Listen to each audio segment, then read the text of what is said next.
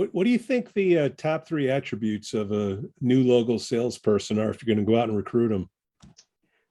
The first one is that will to be successful. They really want to. The second one is taking responsibility for their success. Notice how neither of those are skills, right? Right. So they take responsibility for their success. And the third one is to be a duck. Let it all just kind of roll off. The people that we find are most successful are comfortable even if they get told no repeatedly or they hear negative things because they realize it's not about them.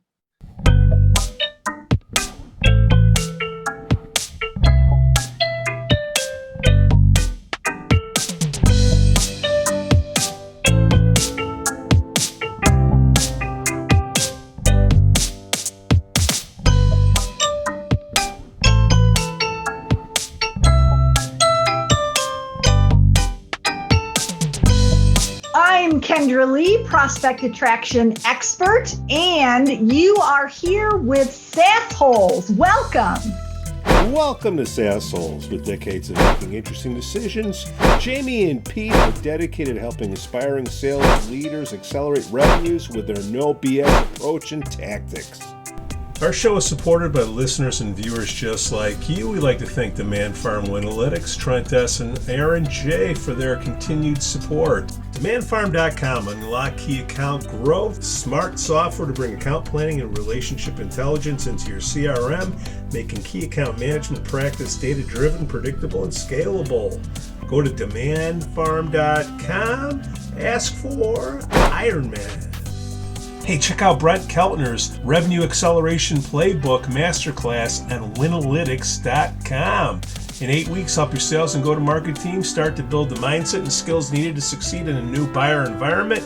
Sign your team up for the masterclass today at Winalytics.com.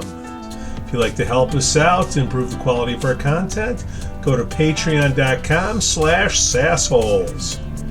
It's time for shout-outs. Big kudos, Richard Castellini, the old school, starting a new position as COO North America at VONQ, Vonk.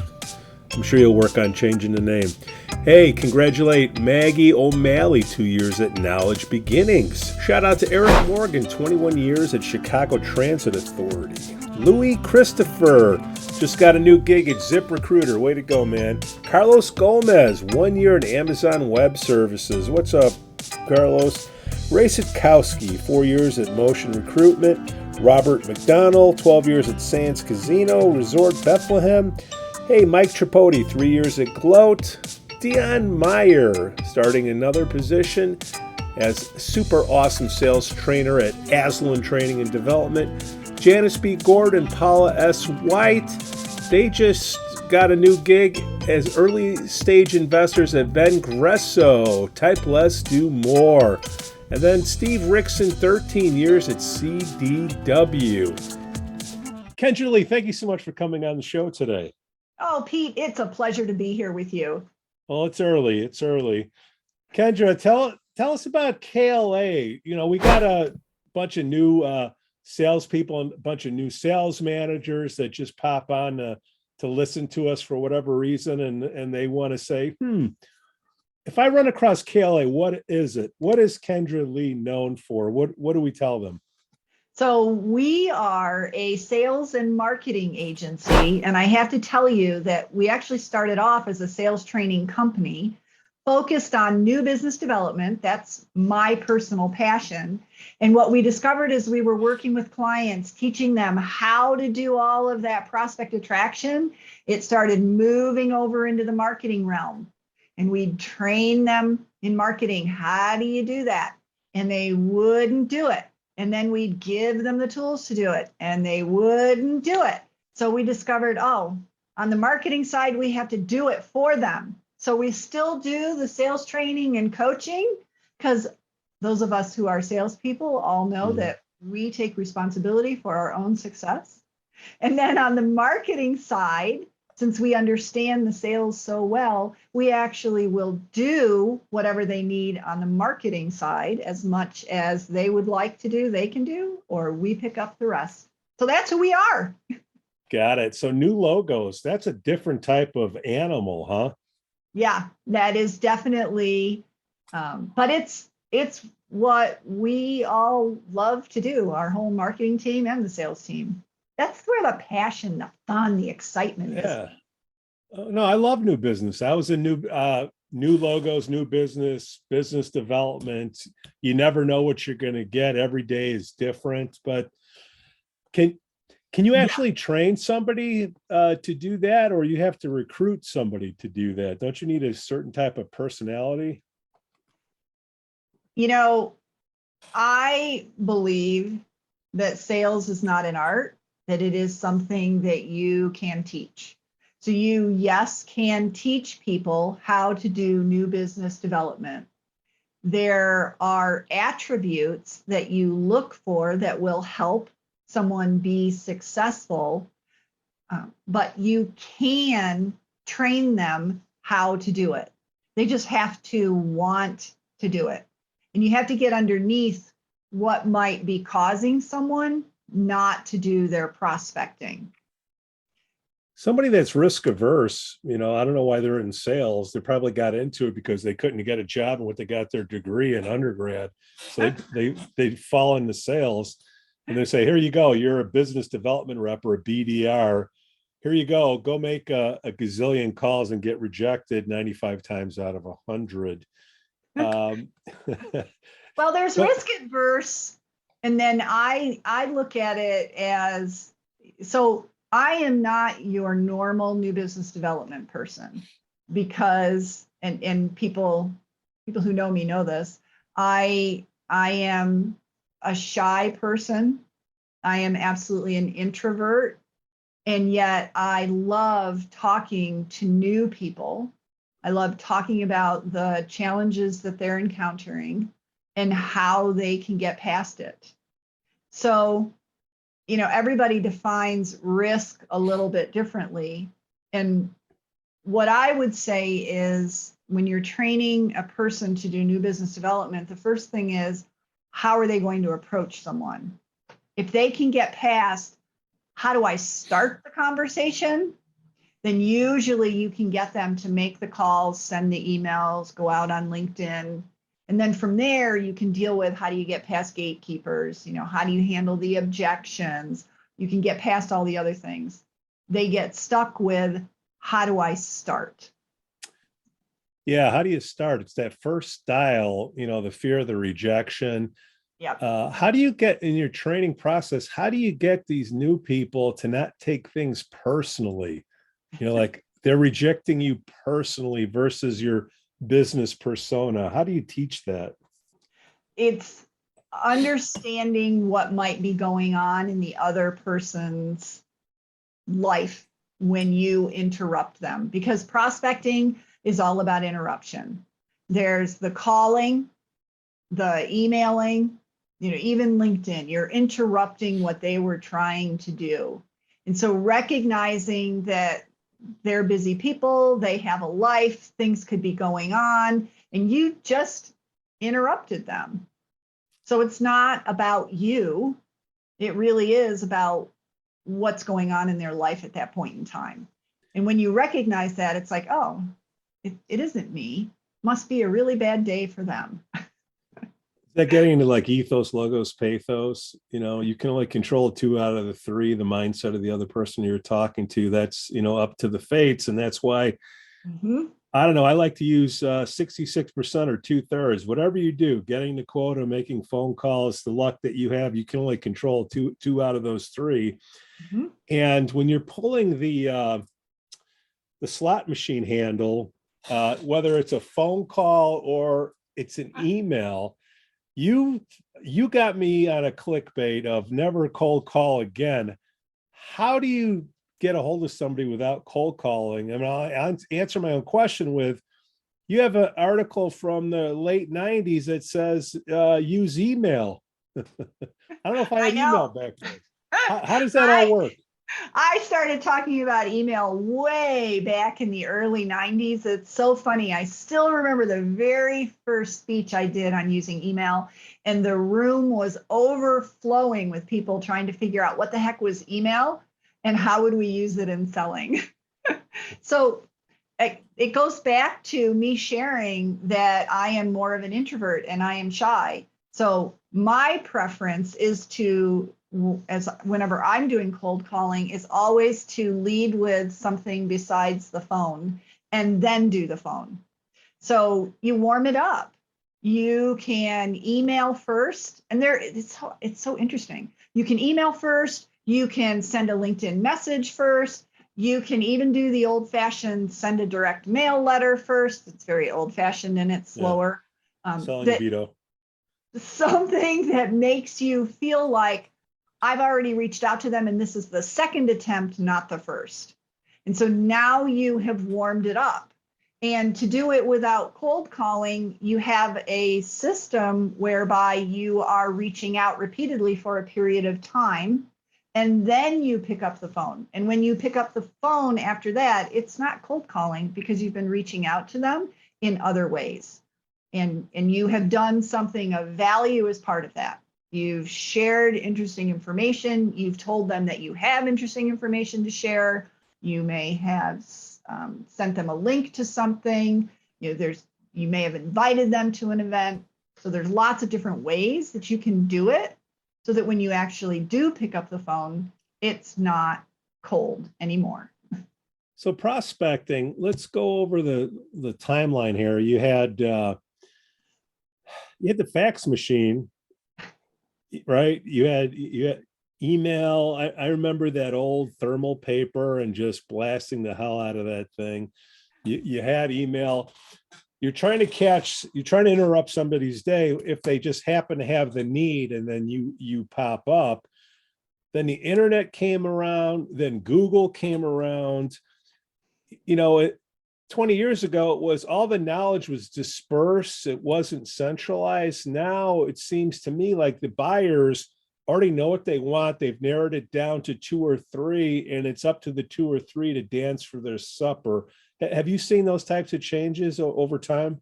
Oh, without a doubt. And it's one of the reasons that we expanded into marketing, because if you're truly going to warm up a call or warm up a prospect, you're doing a lot of marketing activities. You've got things on your website that people can find. You'll be found through SEO, through pay-per-click. People will Google, and an article that you've written, like you just said, will pop up, or a resource, and they sign up for it.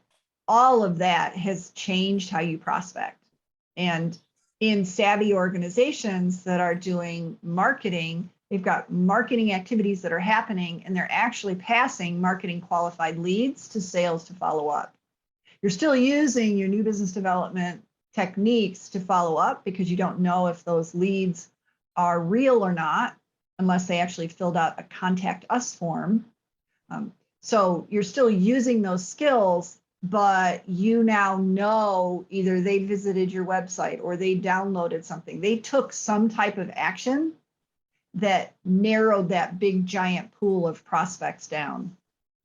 You think sales and marketing should be underneath the same leader? Oh boy, that depends on the leader. So, well, we're assuming they're all good leaders. So how about budgets? Should they be underneath the same budget? I don't like seeing them in the same budget because I think it muddies what you're trying to do in both places.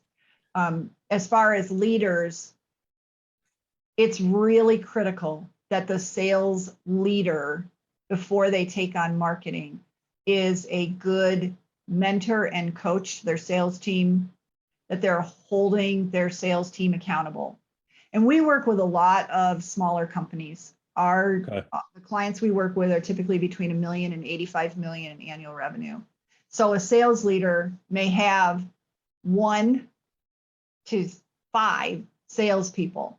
And so it makes total sense that you would want to combine sales and marketing under that one leader.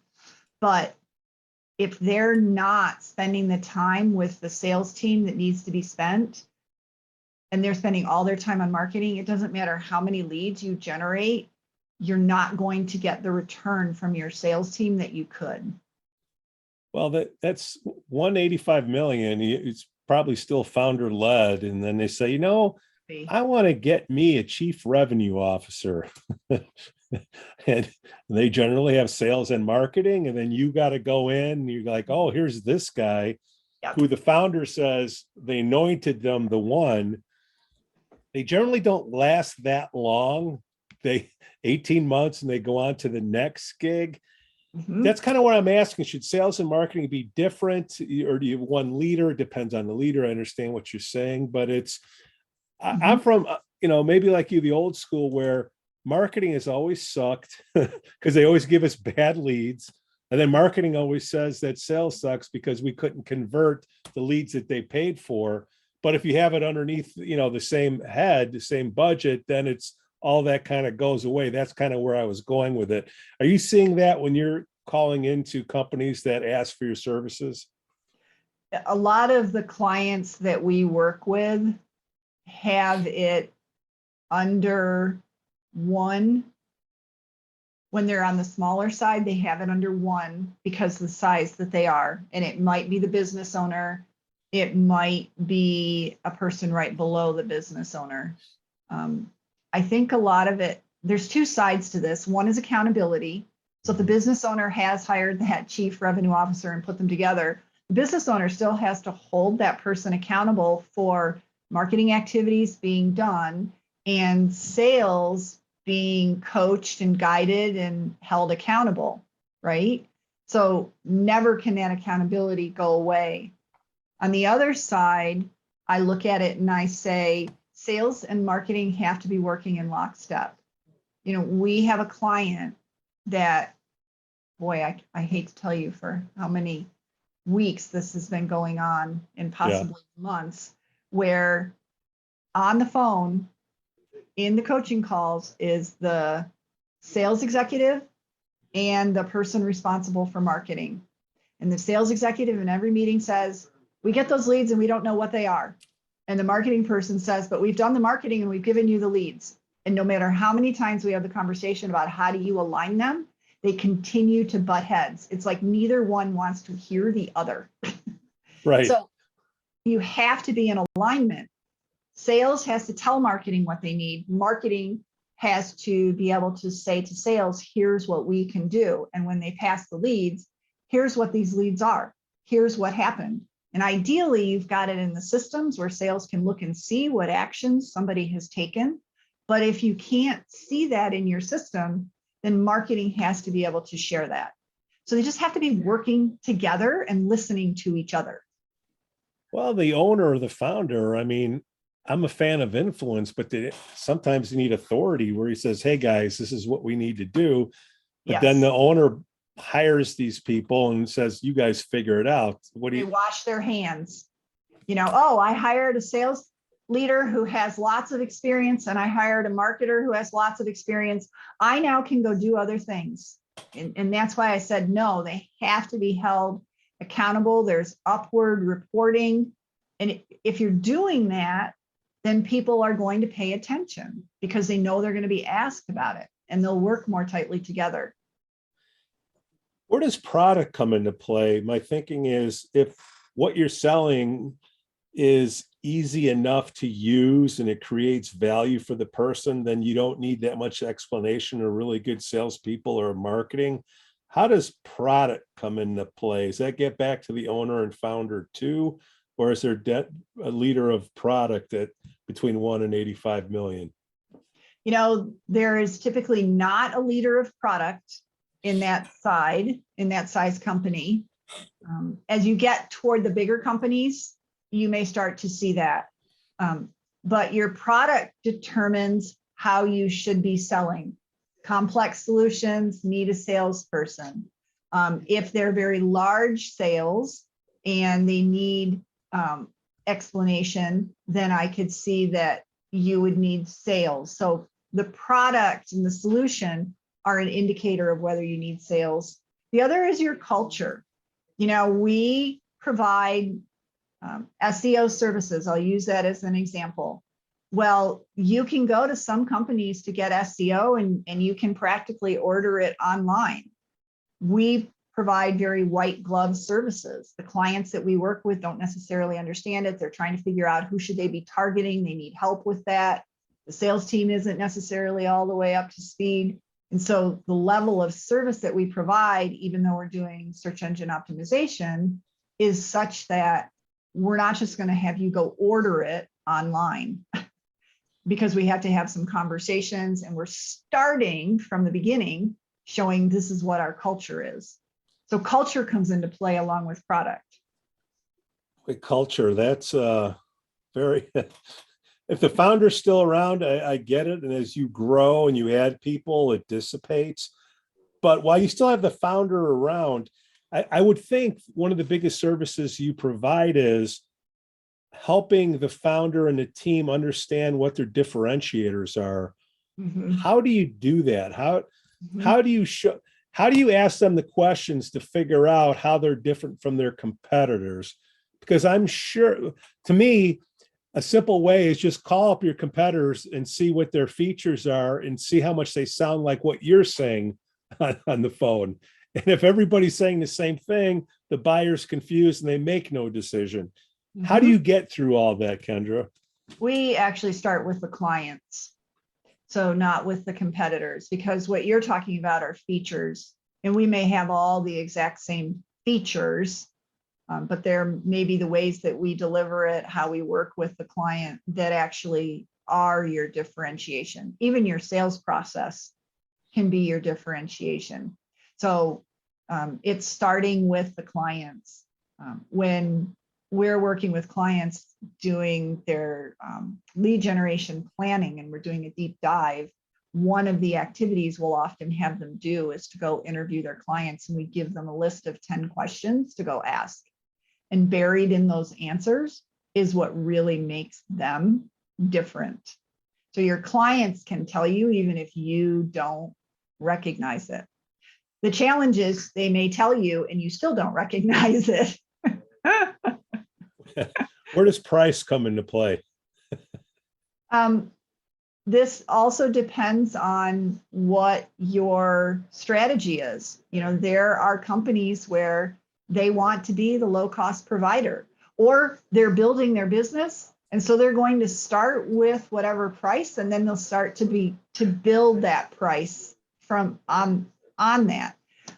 So it really depends on what your focus is. But to me, you know, with the clients that we work with, price is not what they're selling on. And if they are, they need to leave. I'm just thinking from the buyer, you know, they've done their research. Okay, this is a very, I understand what the service, it's almost, I don't want to say commodity, but I know what they got. They're reputable. They've been around. They've all been established. So it's coming down to this, and prices in the back of their mind, budget, payment terms.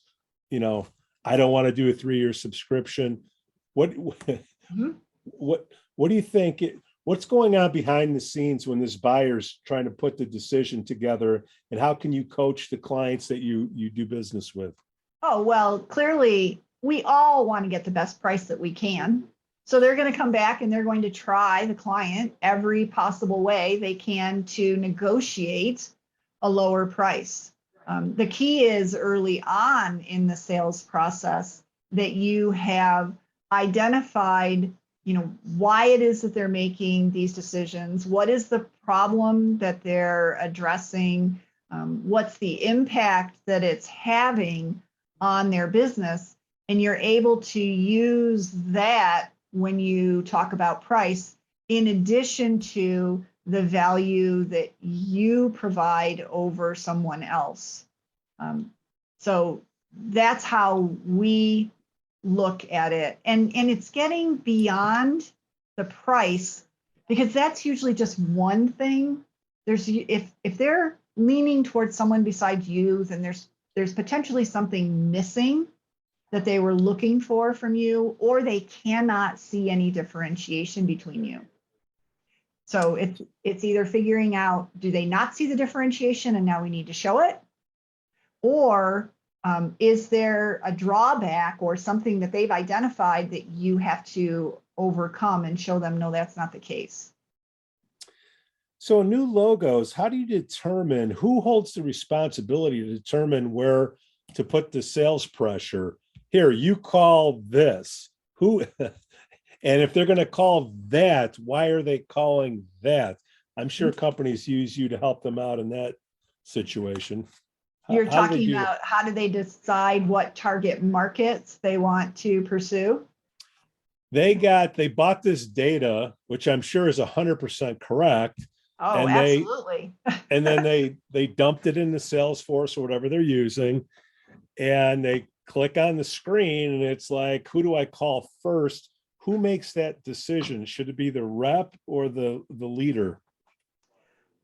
It comes from the leader as to who our target markets are. And then the reps use that information to do the research and identify who are the top prospects we should go after and share that information back with the leader so that the reps feel some ownership as part of it as well. Because if they're the ones that are doing the research and they're coming back and they're saying, here's who I recommend, they've got some say in who they're calling. But the target market itself should be top down, not bottom up. Do you want to give control to a 23-year-old kid that says, here, you decide who you want to call on? Is that what you're saying, Kendra? Exactly. I do not want to give control to the 23-year-old kid. The other thing is your whole business, if you've got a service delivery arm, they have processes that align with whoever your target market is. And I've seen this where the 23-year-old kid comes in and suddenly says, you know what, I see a lot of construction going on. We should go after construction. I'm going to start calling construction companies. When the firm is all about professional services and understands, lawyers and CPAs and maybe architects, but they've never dealt with someone, an industry like construction. And now you're trying to do service delivery to them because some 23-year-old salesperson decided, oh, I'm going to call on construction. It disrupts your whole business. Well, is the kid doing that because they don't trust the leads, or there's no? No, they don't have direction. They don't have direction, right? Yeah, it's not because the salesperson doesn't have the leads. It's because they don't have direction. Nobody said, this is who our target market is. This is what they care about. This is why we serve them, how we serve them. So the salesperson didn't have any basis for a conversation or where to go looking for a list. So it truly is direction. That's why I said sales leadership is just so critical. It is. And the 23-year-old kid, everybody wants to know why now. Okay, they want to know reasons why. Here's the reason why. There are customers that have bought our product that are between this company size, this employee size, this revenues per year at this NAT code. And it's not 100%, but it's better than a shot in the dark that you'll be better off calling these than those.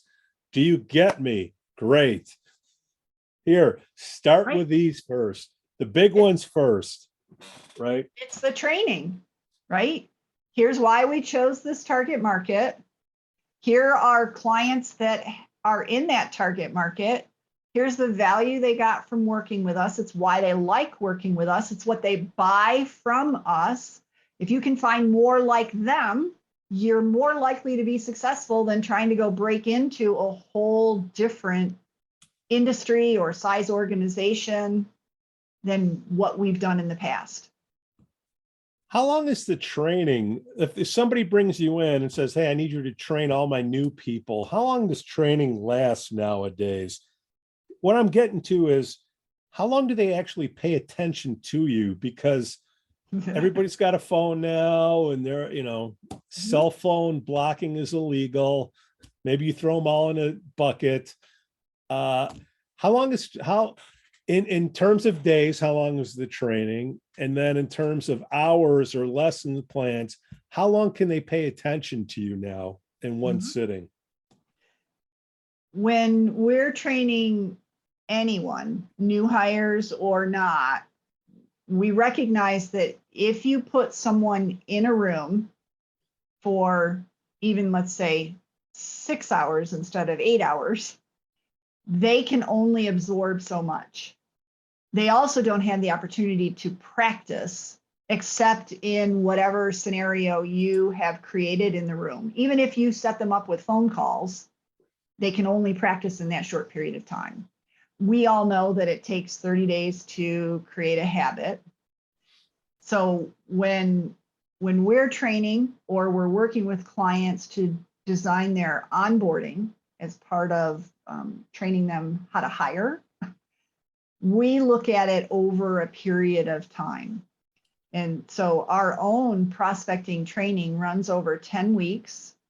They meet once a week for an hour, plus they have video that they watch, just 30 minutes, and they have an assignment. And their assignment is to go do whatever they learned in the training. And they're going to go do it in their territory for a week. And then they're going to build on it in the next week. And it feels slow to business owners, right? They want you to know everything yesterday. But what we're doing is creating that habit. And we're giving the salesperson time to fully understand how to do that piece, then building on that piece.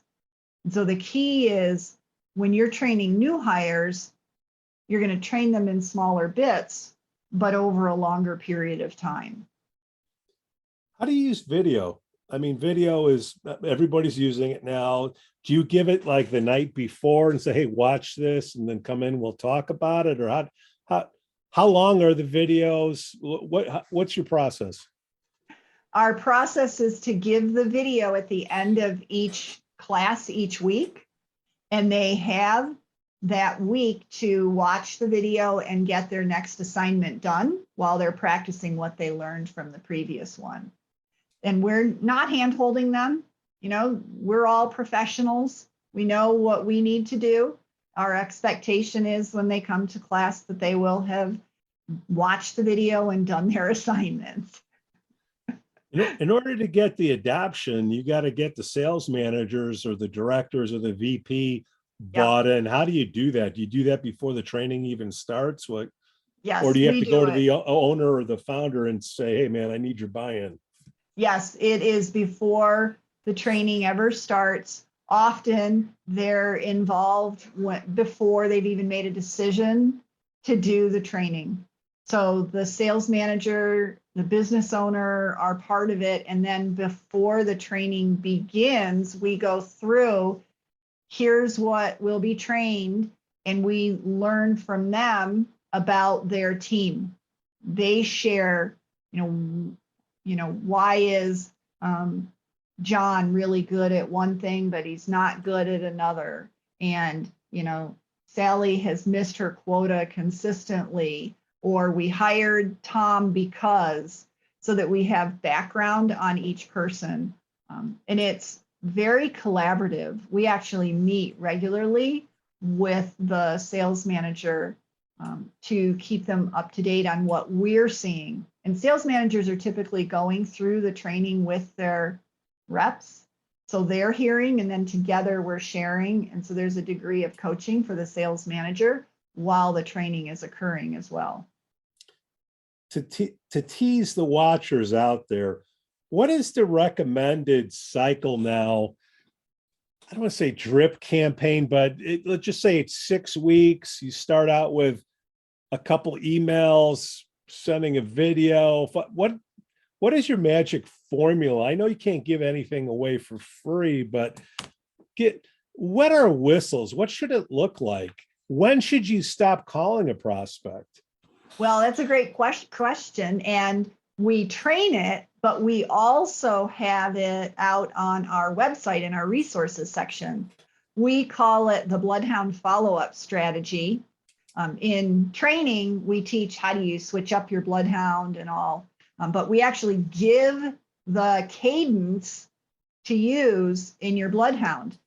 It runs over a month, and it involves a combination of calling, email, LinkedIn, calendar invitations, and video. So you've got lots of different ways you are trying to reach a contact. And basically, you're reaching out every 3 days. If you have not engaged after that 30 days, then you're going to pause and reach out again and start your whole Bloodhound over again. But that's at its highest level how your cadence works. And you're going to switch up what you're doing. You even switch up your message at different points to try and engage that person. And who's the chief dog in that process? Is there a sales operations person that oversees Salesforce at the level that you're talking about, or is it the sales manager keeping an eye on the leads? Because the rep is going to say, oh no, this is a great opportunity, I want to hold it for 3 years. It would be the sales manager who is paying attention to make sure our leads being followed up on. And, if they're not getting a response after that 30 days, it's a waste of time.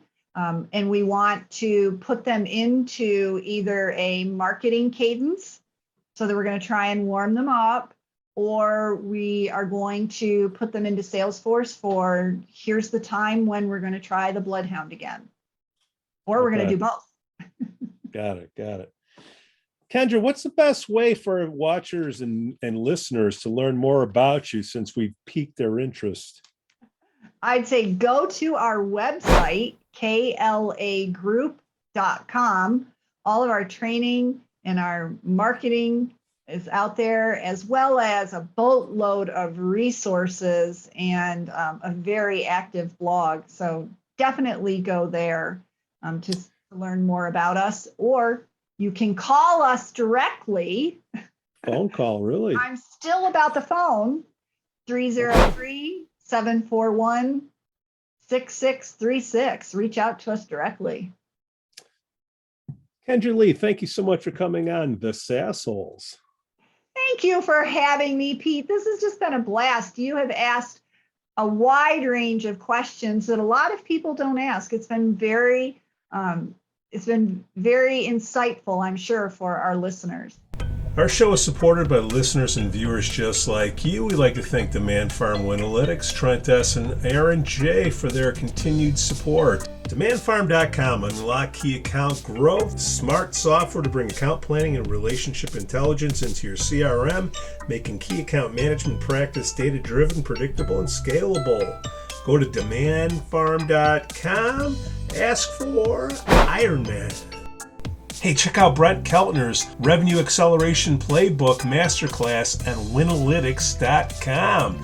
In 8 weeks, help your sales and go-to-market team start to build the mindset and skills needed to succeed in a new buyer environment. Sign your team up for the masterclass today at Winalytics.com. If you'd like to help us out to improve the quality of our content, go to Patreon.com/SaaSholes. Watching us, we're just rehearsing. We're getting ready for a show on the 10th of September in Schaumburg at Empty Barrels, okay, at 10:30. We're going to bring Schaumburg back to its 80s royalty. But hey, you can come earlier because we got this awesome band called... Joan Jett. Yeah, they're Joan Jett. The Joan Jett, yeah, that Joan Jett, Yeah. It's called Bad Reputation. Bad Reputation, that's what we're called SaaSholes for now. I don't know. No, for always. For always. Because we are assholes with sass. Okay, let's go, guys. We're assholes with sass. Sassy assholes. Sassy assholes.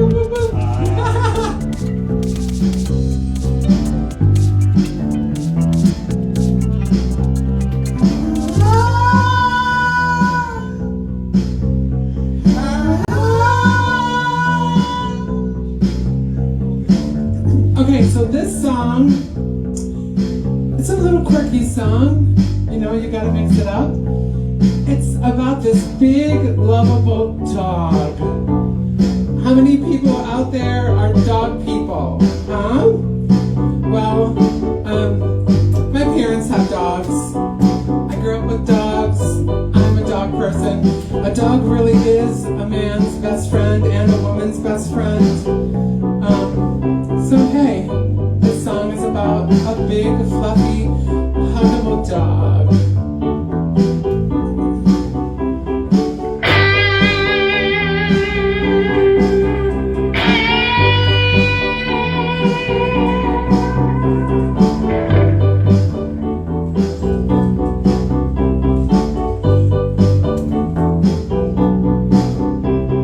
And this I know, his teeth is white as snow. What a gas it was to see him walk her every day into a shady place. With her lips she said, hey boy, let's have a ball. Hey boy, let's have a ball. Hey boy, let's have a ball.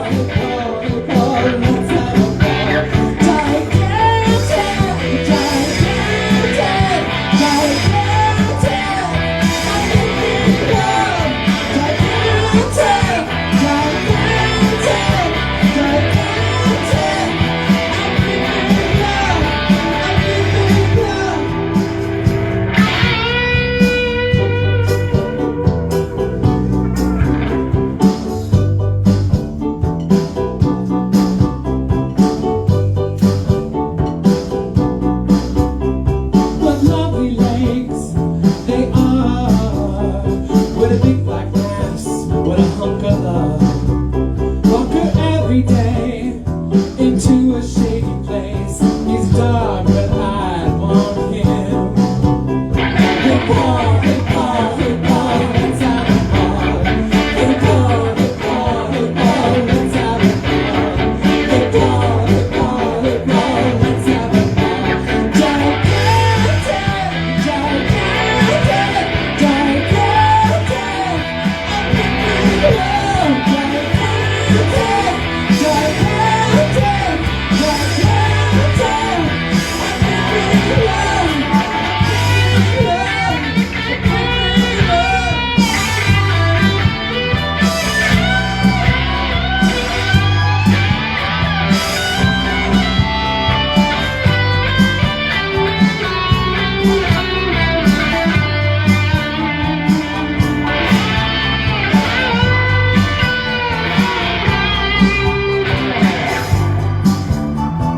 I feel like tiptoeing on this song.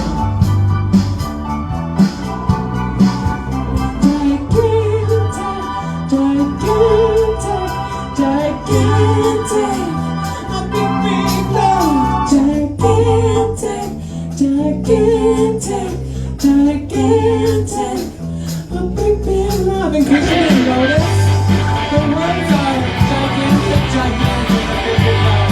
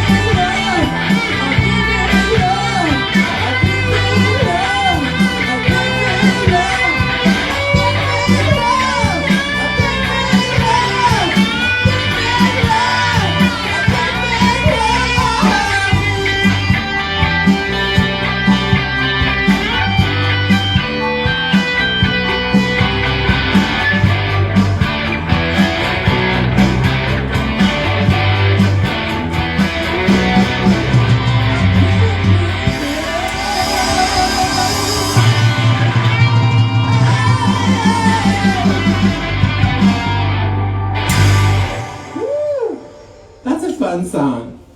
Okay, we're gonna let you guys go because we got some real rehearsing to do.